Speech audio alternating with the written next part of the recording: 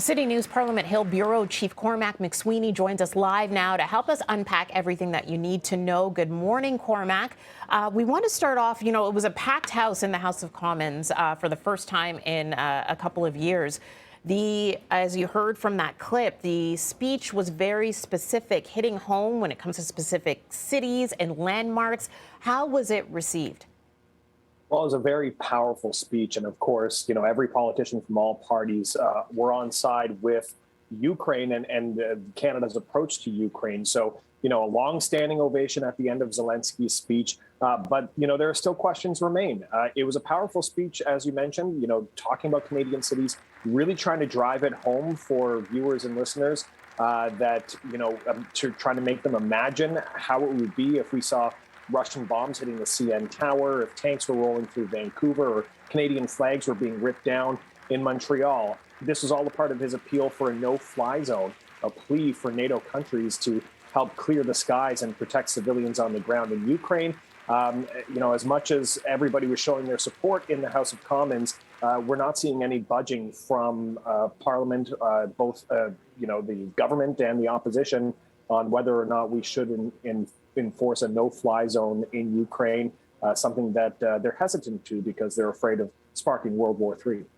Now, it seems like the opposition, like you said, the opposition and Liberals, they are both on side when it comes to not invoking this no-fly zone.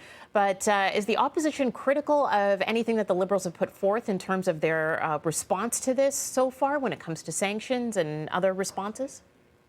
Yeah, the opposition has said that they all support what Canada has done so far. The thing is that the opposition parties want more done. So for the NDP, they're calling for more sanctions. They want to see stricter economic punishment for those around Vladimir Putin in hopes that it sort of sways Putin, even though he's faced a lot of sanctions and people around him have already faced a lot of sanctions, that this continued sort of bombardment of economic punishment will eventually sway him to stop the offensive in Russia. On the Conservative side, they're calling for Canada and allies to try and protect humanitarian corridors.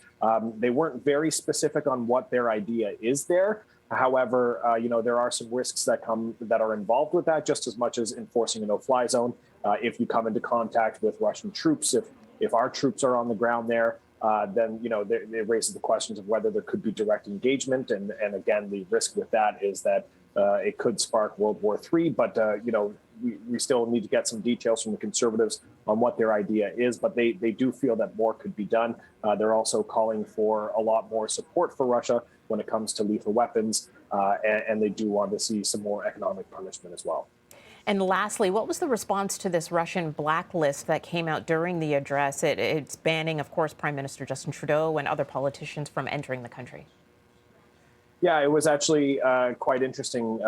As Zelenskyy was speaking, that's when Russia decided to announce 313 individuals in Canada, most of them MPs, cabinet ministers, the prime minister, the chief of defense staff, some very prominent Ukrainian Canadians would no longer be allowed to enter Russia. Not that I think that they had any travel plans to head to Russia anytime soon, but it was a move to try and distract, to try and punish Canada for what we've seen so far.